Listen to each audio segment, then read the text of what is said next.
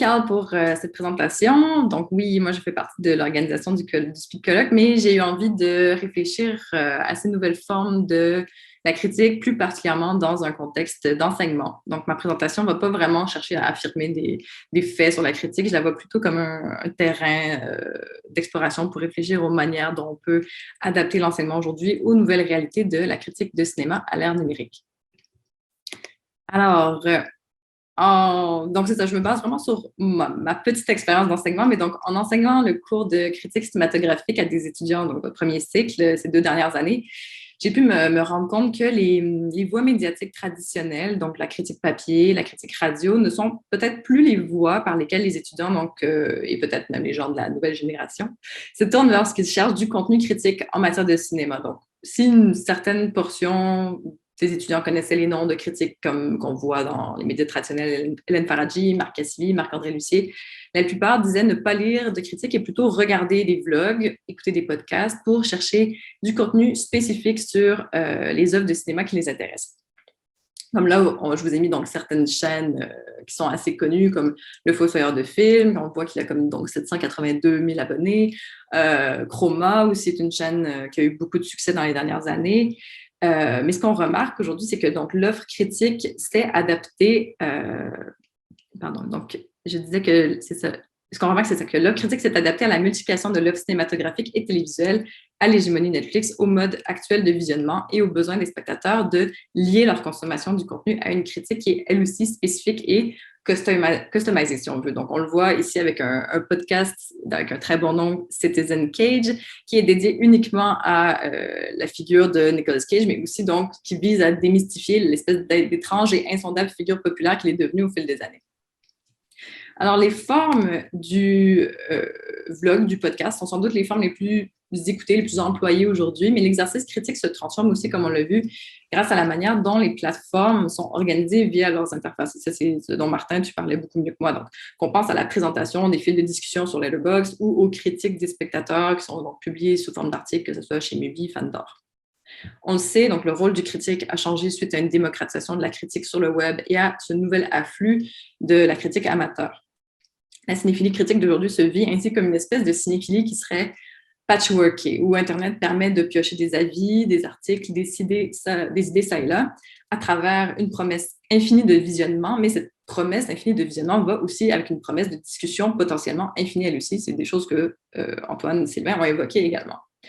Alors, enseigner la critique aujourd'hui revient à trouver des manières de faire coexister l'importance de l'héritage d'un univers littéraire argumentatif qui prend forme dans l'écriture textuelle et le redéploiement d'une parole critique portée et modelée par la sphère numérique.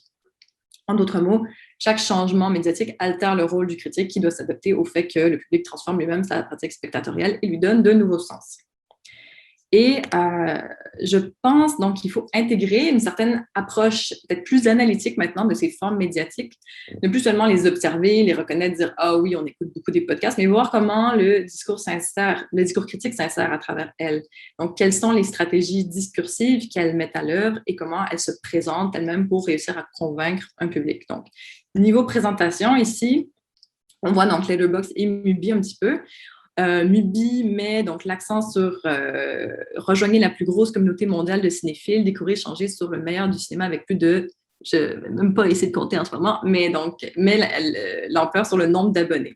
Et Letterboxd, on voit, se définit comme le réseau social des cinéphiles, lieu capable de regrouper toute une communauté qui était jusqu'ici éparpillée sur le web. Donc, cette idée même du regroupement, de rassembler, de rapaillage est tout à fait mise de l'avant.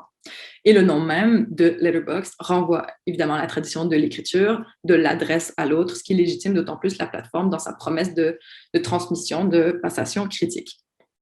Mais voilà, je sais pas, je pense pas qu'il y ait de méthodes peut-être qui sont encore développées sur les manières d'enseigner ces mutations de la critique, surtout qu'il y a très honnêtement de moins en moins de cours qui se donnent sur la critique cinématographique dans les universités. C'est quand même un cours qui, moi, m'apparaît être de plus en plus menacé et peut-être un peu parce qu'on ne parvient pas tout à fait à circonscrire les sentiers de ces identités, de ces transformations médiatiques et de ce qui mérite d'être étudié et enseigné aujourd'hui.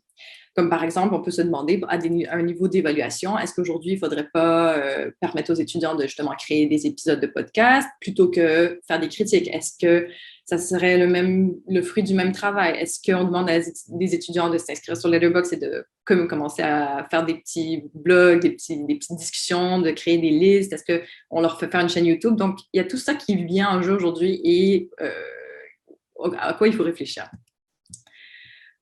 Sinon, ici, et là, donc, si on revient à l'importance du texte, la critique web permet peut-être au niveau de l'enseignement, et là vraiment je me base très humblement sur mon expérience, mais donc de faire des espèces de subdivisions, de créer des mises en relation entre les textes. Donc par exemple, c'est en analysant stylistiquement avec les étudiants plusieurs critiques disponibles sur les sites critiques de Hors-Champ, 24 images, Panorama Cinéma, qu'on a organisé des exercices de création donc dans une perspective de contrainte, de pastiche.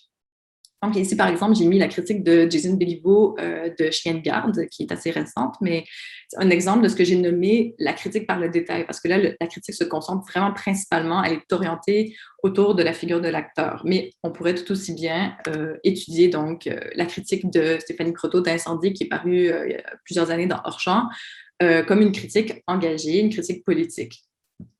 Alors, l'accès démultiplié à différents types de critiques en ligne et la possibilité de comparaison qui en résulte m'a permis donc de guider, c'est un grand mot, mais comme d'amener les étudiants vers des entrées en matière, des ancrages, des manières d'aborder les films et vers des styles d'écriture. C'est donc le fait de mettre les critiques en commun, de les regrouper encore une fois selon leur style, qui a permis de résumer certaines des catégories comme suit, en tout cas, si on veut les résumer comme suit. Mais donc, on retrouverait sur le web en ce moment des critiques qui vont par la voie du détail, des critiques à travers qui prennent le motif de l'expérience de cinéma, donc à savoir, est-ce que ce film questionne globalement le cinéma en tant qu'art? Sinon, la critique engagée politiquement, comme on disait, la critique qui adresse la relation au cinéma avec les autres arts, donc dans un rapport plus intermédiaire, et on pourra en trouver comme ça beaucoup, beaucoup. Et donc, cette subdivision permet une espèce de nouveau rapaillage, je dirais. Et puis, si on se concentre un peu plus sur donc, ces nouvelles formes de critique, donc le vlog et l'essai audiovisuel sont donc des formes qui sont aussi probablement qui seront de plus en plus enseignées peut-être au fil du temps pour leur spécificité médiatique. Donc, pour le vlog, c'est par le biais de l'adresse à la caméra, du gros plan frontal, du côté explicatif du propos, qu'une relation de confiance et d'intimité se crée entre le spectateur et le critique. L'essai audiovisuel, sinon, est une forme plus hybride, plus alternative, qui est riche de possibles, parce qu'elle se trouve, celle-là, au confluent d'un travail théorique, analytique, poétique aussi, et critique. Donc, les premiers à l'avoir développé, c'était des critiques des professeurs comme Adrian Martin, Catherine Grant, Christian Keatley, et ces deux derniers ont d'ailleurs écrit avec Jason Mittel un ouvrage à ce propos de Videographic Essay, Criticism in Sound and Image, donc pour développer une pensée sur les particularités propres à la critique vidéographique.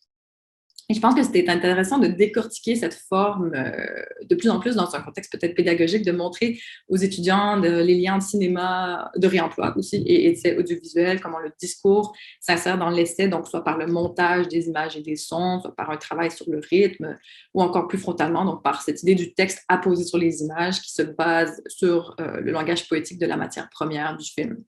Donc, il y a vraiment plusieurs questions qui sont à investiguer, notamment, est-ce que la question du découpage, du fragment dans la forme de l'essai audiovisuel entraîne un nouveau type de lecture et d'interprétation critique? Aussi, comment penser la question donc, de l'archive à travers cette forme-là de réécriture qui est très précise?